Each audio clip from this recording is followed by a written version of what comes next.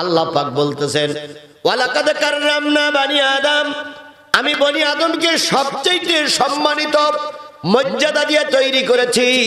কেন আপনি মর্যাদাশীল? আল্লাহ বলতেছেন ওয়ামা খালাকুতুল জিন্না ওয়াল ইনস ইল্লা লিয়াবুদুন।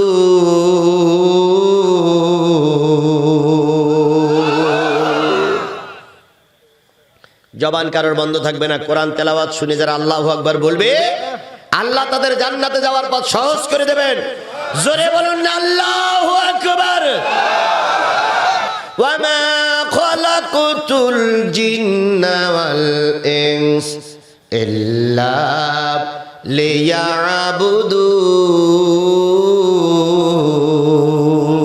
লিয়াবুদুন। আমি মানুষ আর জিনকে শুধুমাত্র কেবলমাত্র আমার ইবাদত করার জন্য তৈরি করেছি।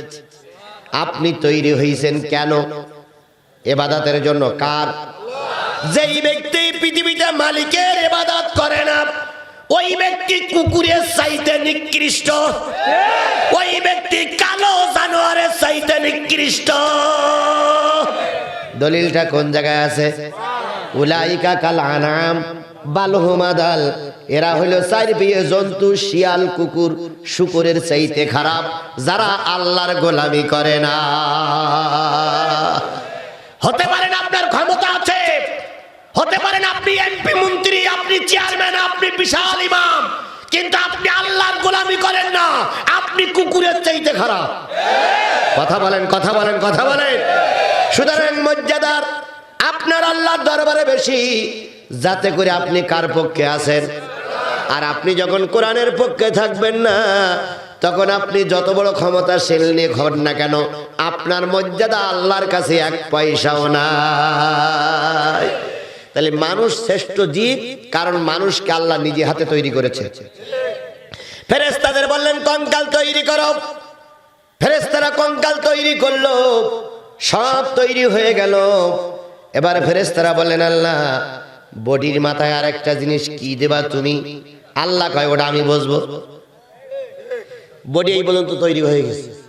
এবার ফেরেশতারা যেই আল্লাহ এরপরে কি দেবা? আল্লাহ কয় ওটা আমি বসবো। ওই বদিক তো সব তৈরি হয়ে গেছে, ঠ্যাং হয়ে গেছে, হাত হয়ে গেছে, পা হয়ে গেছে, সব হয়ে গেছে, শুধু নেই এইখান থেকে ওই দিক, কাল্লাটা নেই। এখন ফেরেশতারা কয় আল্লাহ কাল্লার উপায় কি? আল্লাহ কয় আমি বসবো। এবার আল্লাহ নিজে চলে আসলেন, সুবহানাল্লাহ বলেন। মানুষের বডির পাশে তা বসলেন, আল্লাহ নিজে হাতে কাল্লা অঙ্কন করলেন, নিজে হাতে চোখ ফিট করলেন, নিজে হাতে কান ফিট করলেন, নিজে হাতে ঠোঁট দিলেন, নিজে হাতে জিহ্বা দিলেন, নিজে হাতে দাঁত দিলেন, নিজে হাতে মাথা বানালেন। মাথার রং কেমন হবে তাও বলে দিলেন। বলে দিয়ে আল্লাহ বললেন সব মমি তৈরি করেছো তোমরা, আর আমি আল্লাহ আমার বান্দার চেহারা তৈরি করলাম। এই জন্য আল্লাহর তৈরি করা চেহারার সঙ্গে দুনিয়ায় কারোর চেহারা কারোর সঙ্গে মিল খায় না। এখানে যে কয়শো লোক আছে, সব কয়শো লোকের চেহারা কি একরকম? নিশ্চয়ই কিছু না কিছু ভিন্নতা। কয় অমুক লোকটা অমুক লোকের মতো, মতো কয় অমুক লোকটা অমুক লোকের মতো, কিন্তু অমুক লোক নয়। কথা বলেন, কারণ এই চেহারাটা তৈরি করেছেন কে? আর আল্লাহ রাসূল নিজেই বলেছেন যদি কেউ কারোর বিরুদ্ধে কোন রকম কেসাল করো, সব জায়গায় মারো, কিন্তু চেহারার পরে মেরো না, কারণ চেহারার পরে মারতে আমার আল্লাহ নিষেধ করে দিয়েছে।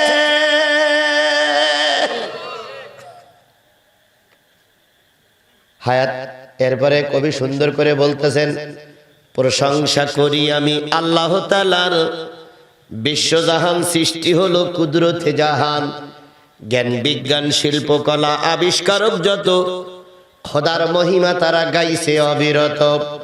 মাটির মানুষ চন্দ্রে গেল কুদরতে জাহান, প্রশংসা করি আমি আল্লাহ তাআলার।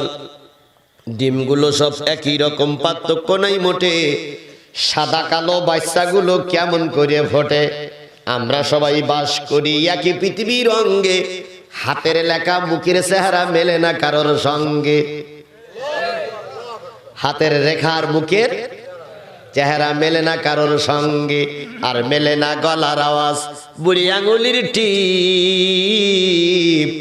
আল্লাহ তাআলা আছেন একজন, প্রমাণ হইল ঠিক। তাহলে চেহারাটা তৈরি করেছেন কে? এই জন্য মানুষ হলো সৃষ্টির শ্রেষ্ঠ জীব, কারণ সে কার গোলামি করে? আল্লাহর গোলামি করে। এই জন্য সে সৃষ্টির শ্রেষ্ঠ জীব। আল্লাহ পাক আপনাকে আমাকে পৃথিবীর সবচেয়ে শ্রেষ্ঠ করে সৃষ্টি করেছেন। আপনি শ্রেষ্ঠ জীব না ভাই? কিসের জন্য আপনার শ্রেষ্ঠত্ব বলেন তো? বনি আদম, একজন বলেছে বনি আদম, আর একজন বলেছে কোরআন, দুটোই মেনে নিলাম। এবার আসুন, এই পৃথিবীতে মানুষ হচ্ছে সৃষ্টির সেরা জীব। এখন আপনি সেরা কেন? বুদ্ধিতে? আচ্ছা তাই হোক, আপনি যদি মনে করেন জ্ঞান বৃদ্ধিতে সেরা, আপনার চাইতে বুদ্ধিমান হলো বন বিড়াল। বন বিড়াল ছেড়েন, বন বিড়াল কি করে? কাঠ বিড়ালই না, বন বিড়ালে যে বাড়িতে বিড়াল থাকে, ওই বিড়াল হচ্ছে একটু বড় বিড়াল, শুধু মুরগি চুরি করে। গাবরা, গাবরা, আচ্ছা ও গাবরা, বাবা গাবরা না? হ্যাঁ গাবরা, আমার বাপও বলিছে গাবরা। এই গাবরার কাছে আপনার বুদ্ধি ফের। আপনি বলেছেন বুদ্ধিতে আপনি শ্রেষ্ঠ। কিভাবে বুদ্ধিতে শ্রেষ্ঠ আপনি? প্রত্যেক রাত্রিতে আম্মাজান মুরগির ঘরে দরজা বন্ধ করে, আর ও কিন্তু প্রতি রাত্রি এসে চেক করে যায় খোলা আছে না বন্ধ আছে। হঠাৎ করে এক রাত্রিতে দিতি মনে নাই, সেই রাত্রি কি করলো? মুরগি নিয়ে দৌড়। কুকুর ঠিক পাইছে যে গাবরায় চলে যাচ্ছে মুরগি নিয়ে, কুকুর ওর পিছনে দৌড়াচ্ছে। ও বাঁশ বাগানের ভিতর দিয়ে, কোষ্টা বাগানের ভিতর দিয়ে, পাট ক্ষেতের ভিতর দিয়ে, মেহগনি গাছের ভিতর দিয়ে কি সুন্দর কায়দায় মুরগি নিয়ে চলে গেল। ও কি কোনোদিন গাছের গায়ে ঠুন লেগে মাথা বাষ্ট হয়ে রানীনগর হাসপাতালে ভর্তি হয়েছে? ওর চোখে পাওয়ার কমে গেলে কোনোদিন চশমা লাগায়? তাহলে ওর চাইতে বুদ্ধি আপনার বেশি না? আরো সামনে যান, মুরগির মতন দুই পাখা বিশিষ্ট একটা প্রাণী আছে, কাক। কাকের যে বুদ্ধি, ওই বুদ্ধির কাছে আমরা জীবনেও পারবো না। আপনি রুটি আর হালুয়া খাচ্ছেন, কাক কিন্তু দূরে বসে আছে, দেন কিনা দেন কিনা দেন কিনা। হঠাৎ মেয়ে এসে কান্না শুরু করেছে, পিছন দিক তাকাইছেন, সেই পাকে কাক নে দৌড়। তাহলে কাকের কাছে বুদ্ধিতে আপনি পারলেন না, সুতরাং বুদ্ধিতে আপনি শ্রেষ্ঠ নয়। এবার যদি বলেন আপনি শক্তিতে শ্রেষ্ঠ, আমি সুন্দরবন অঞ্চলের মানুষ, রয়্যাল বেঙ্গল টাইগারের এক হাতের ভিতরে নাকি 36টা না 18টা যুবকের শক্তি থাকে। যারে ধরে তখন আগে একবার থাওয়া মেরে কাদার ভিতরে পুঁতে ফেলে, তারপর আস্তে করে বেরি করে। তাহলে এক বাঘের থাবার ভিতরে যদি 18 জন যুবকের শক্তি থাকে, আপনার শক্তি ওখানে ফেল। এবার যদি মনে করেন আমি পাওয়ারে ফেল, হাতির মাথায় বসে থাকে ছোট্ট একটা বাচ্চা। এবার ওখান থেকে ওই বাচ্চাটা ইঙ্গিত করে গাড়ি ব্যাগ দিয়ে, এবার শুরু থেকে একটা আওয়াজ দেয়, দেখেছেন তো? আওয়াজ দিয়েই লম্বা একটা সালাম দেয়। ও সালাম শিখলো কোথায়? এই যে হাতি যদি আপনার বিরুদ্ধে খেপে যায়, আপনারা ধরবে, মাথায় একটা চাপ দেবে, ফুটবল ফাটার মতন পটাশ করে একটা শব্দ হবে, ঘিনুজিগি পড়ে থাকবে 10 হাত দূরে। তাহলে আপনি হাতির কাছে শক্তিতে জীবনেও পারলেন না, বুদ্ধির কাছে পারলেন না, তাহলে আপনি শ্রেষ্ঠ সৃষ্টি জীব কেন? বাদশাহ হারুন আর রশিদের নাম শুনেছেন ভাই আপনারা সবাই? উনি মাঝে মাঝে স্ত্রীকে নিয়ে কৌতুক করতেন, রসিকতা করতেন। আর স্ত্রীকে নিয়ে কৌতুক করা, রসিকতা করা সবচেয়ে আনন্দের ব্যাপার। কিন্তু আমরা এখন স্ত্রী নিয়ে রসিকতা করিনি, রসিকতা করি শালীকে নিয়ে। আমরা এখন নিজের বোনের রসিকতা করি না, রসিকতা করি উমুকির বোন নিয়ে। গল্পে লেগেই থাকে। ওদিক বাড়িওয়ালা ভাত পানি রেডি বসে আছে, বাড়ি যাওয়ার পর জিজ্ঞেস করলে কোথায় ছিলে? আব্দুল করিমের বসে গল্প করতেছিলাম। বউ তখন করে, আল্লাহ এটা তুমি ধরো না কেন, কলেরা দেও না কেন? আমি ঘরে ভাত পানি রেডি বসে আছে, উনি করিমির বসে গল্প করতে, আল্লাহর কলেরা দেও। এই জন্য গল্প করতে হবে সবচেয়ে মজার গল্প কার সঙ্গে? স্ত্রীর সঙ্গে। এতে আল্লাহ বরকত দেয়। আল্লাহ রাসূল বলেন, যদি স্বামী স্ত্রীকে হাসি মুখে সালাম দেয়, স্ত্রী স্বামীকে যদি হাসি মুখে সালাম দেয়, আর দুইজনকে যদি ঠোঁটের পরে ঠোঁট রাখুক, মুখের পরে মুখ রেখে যদি কথা বলতে পারে, আল্লাহর কসম ওই দুইজনের সারা দিনের সগীরা গুনাহগুলো আল্লাহ মাফ করে দেবে। আল্লাহ নবী বলেন, বাইরের থেকে এসেছো, ঘরের ভিতরে যেই সালাম দাও, স্ত্রীর সঙ্গে মুসাফা করো, মুসাফা করার পরে দুইজন দোয়া করো, ইয়াগফিরিল্লাহু লানা ওয়া লাকুম, তোমাদের দুইজনের সারা দিনের গুনাহ আল্লাহ মাফ করে দেবে। আমরা মুসাফা করি কিন্তু নিজের স্ত্রীর সঙ্গে না। ম্যাডাম ভোটে দাঁড়াইছে, ম্যাডামের সঙ্গে ইয়াগফিরিল্লাহু লানা ওয়া লাকুম। সুতরাং স্বামী স্ত্রীর ভিতরে মুসাফা, স্বামী স্ত্রীর ভিতরে খোশ গল্প, এটা জান্নাতের নিয়ামত। আরো জোরে বলেন, এটা কিসের নিয়ামত? যেই পরিবারের স্বামী স্ত্রী মিল মহব্বত আছে, ওই পরিবারের সন্তানগুলো গাঁজাখোর হয় না, ওই পরিবারের সন্তানরা ফেনসিডিলখোর হয় না, ওই পরিবারের সন্তানেরা খারাপ হয় না। আর যেই পরিবারের স্বামী স্ত্রী মিল মহব্বত নাই, ওই পরিবারের ছেলে মেয়েগুলো হয় গুন্ডা পান্ডা। বাড়ি এসে দেখে মা একদিক বাবা একদিক, মা আছে নিচে শুয়ে, বাপ আছে খাটে শুয়ে। কিছুক্ষণ পর বাপ লাঠি ধূপ দাঁড়াকা গরুর মতন পিটাচ্ছে। ছেলে কয় কি হচ্ছে? বাপ মাকে ক্রিকেট খেলা শুরু করলো না। পরে ওই ছেলেই খারাপ হয়। বাচ্চা হারুন রশিদ নিজের স্ত্রীর সঙ্গে গল্প করতে গিয়ে বলতেছে, ওই স্ত্রী বলো তো, আকাশের চাঁদটা সুন্দর না তুমি সুন্দর? ওই যে পূর্ণিমার চাঁদ দেখা যাচ্ছে, কোন দিক সে চাঁদ? এই যে মাথা পরে। এই পূর্ণিমার চাঁদটা সুন্দর না তুমি সুন্দর? কারণ চাঁদটা কিন্তু আল্লাহ পাক তৈরি করেছে খুব সুন্দর করে। জুবাইদা চিন্তা করল, আল্লাহ এমন প্রশ্ন তো কোনোদিন জিজ্ঞেস করে না, হয়তো কোথাও খটকা লেগেছে। এখন যদি বলি আমি সুন্দর, তাহলে অহংকার হয়ে যাবে। কারণ কোন মানুষ নিজের গর্ব, নিজের পরিচয় নিজে প্রকাশ করতে পারে না। যদি কেউ বলে আমি বড় হুজুর, বুঝতে পারে শয়তানে ধরেছে। যদি কেউ বলে আমি বড় নেতা, বুঝতে পারে শয়তানে ধরেছে। অহংকার করে সেই লোক যার ভিতরে শয়তানি আছে। এখন বাদশা হারুন রশিদের স্ত্রী জুবাইদা তো নিজেই বলতে পারতেছে না যে আমি, বলতে পারতেছে আমি সুন্দর। আবার যদি বলি চাঁদ সুন্দর, তাহলে স্বামীর কাছে খটকা লেগে যেতে পারে। বাদশা হারুন রশিদ বললেন, জুবাইদা 3 দিন সময় দিলাম, 3 দিন পরে জবাব দিবে। 3 দিনের 2 দিন হয়ে গেছে, জবাব হলো না। 3 দিনের দুপুরের পর বাদশা হারুন রশিদের শালক জুবাইদার ভাই, বড় একজন আলেম, উনি আসছেন ভগ্নিপতির বাড়ি বেড়াতে। এসে দেখি বুনির মন খারাপ। কিরে আপা, মন খারাপ কেন রে? কয় তোমার দুলাভাই একটা প্রশ্ন করেছে, দেশের রাষ্ট্রপতি উত্তর দিতে পারছে না। কয় কি? কয় উনি গত পরশুদিন বলেছে চাঁদ সুন্দর না তুমি সুন্দর, আমি উত্তরই দিতে পারি নাই। উনি বললেন ঠিক আছে, আমি মসজিদে যাচ্ছি, রাতেই উত্তর হবে। মসজিদে যেয়ে দুলাভাইয়ের সঙ্গে দেখে করে বলতেছে, দুলাভাই আমি আজকে একটু মাগরিবের নামাজের ইমামতি করব। মাগরিবের নামাজের কি করবে? বাদশা হারুন রশিদ বলে, তোর মতন বকেটের তো আলেম হওয়া ঠিক হয়নি। কেন? যে ব্যক্তি নেতৃত্ব চেয়ে নেয়, ওই ব্যক্তির নেতৃত্ব দেওয়া হারাম।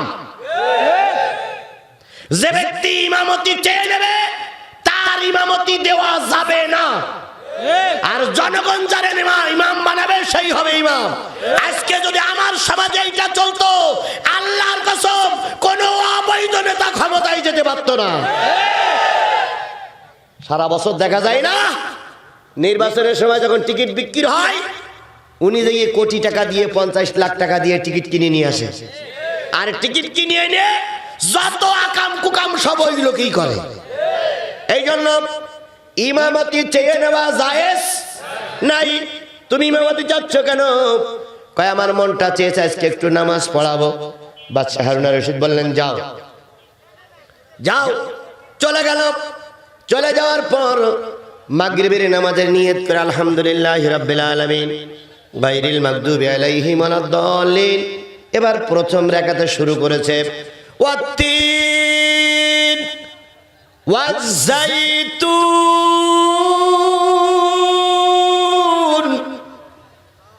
وطور سينين وهذا البلد الأمين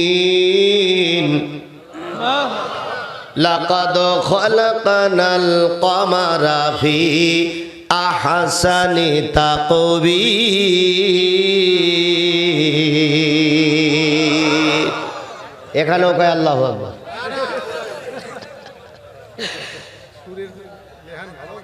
লাকাদ খলাকনাল ইনসান কিন্তু উনি বলতেছে কি লাকাদ খলাকনাল কমারা ফি আহসানি তাকওয়িম পিছন দিক থেকে লোকমা আসলো আল্লাহু আকবার লাকাদ খলাকনাল ইনসানা ফি আহসানি তাকওয়িম বাচ্চা হারুন রশিদের শালক আবার গোড়ায় আসছে والتين والزيتون وطور سينين وهذا البلد الأمين لقد خلقنا القمر في أحسن تقويم আবার লোকমা আসলো তিনবার লোকমা দেওয়ার পর এবার প্রথমে চলে আসছে লাকাদ খলাকনাল ইনসানা ফি আহসানি তাকওয়িম নামাজ শেষ হয়ে গেল সালাম ফিরনের সাথে সাথে বাদশা হারুন আর রশিদ দাঁড়াই বলতেছে বেয়াদব কোন মাদ্রাসায় লেখাপড়া শিখেছো কোন হুজুর তোমার পড়াইছে একটা পরিচিত সূরা বারবার লোকমা দেই বারবার ভুল করো বারবার লোকমা দেই বারবার থাপড়াই কান ছাড়াই বাদশা হারুন আর রশিদের শালক পিছন দিকে ফিরে বলতেছে দুলা ভাই আল্লাহ নিজেই বলেছেন লাকাদ খলাকনাল ইনসানা ফি আমি মানুষকে সর্বোত্তম করে তৈরি করেছি এটা আমার আল্লাহ বলে দিল আপনি আমার বুনির কাছে জিজ্ঞেস করলেন কেন যে সাত সুন্দর না তুমি সুন্দর কারণ আল্লাহ যেখানে বলেছে আমি মানুষকে সুন্দর করে তৈরি করেছি সেখানে আপনার মাতব্বরি কেন আপনি কেন আমার বোনটারে কষ্ট দিলেন বাদশা হারুন আর রশিদ বলতেছে ভাই রে আলেম না হলে বোঝা যায় না তুই আমারে মাফ করে দে আমি বুঝেছি আসলে পৃথিবীর সবচাইতে মানুষ হলো সুন্দর এই সুন্দরের সুন্দরত্ব ততক্ষণ থাকবে যতক্ষণ মানুষ কিসের পক্ষে থাকবে জোরে বলেন কিসের পক্ষে থাকবে একটা মানুষ যখন কোরআনের পক্ষে থাকে না ও তখন কুকুরের চাইতে খারাপ হয়ে যায়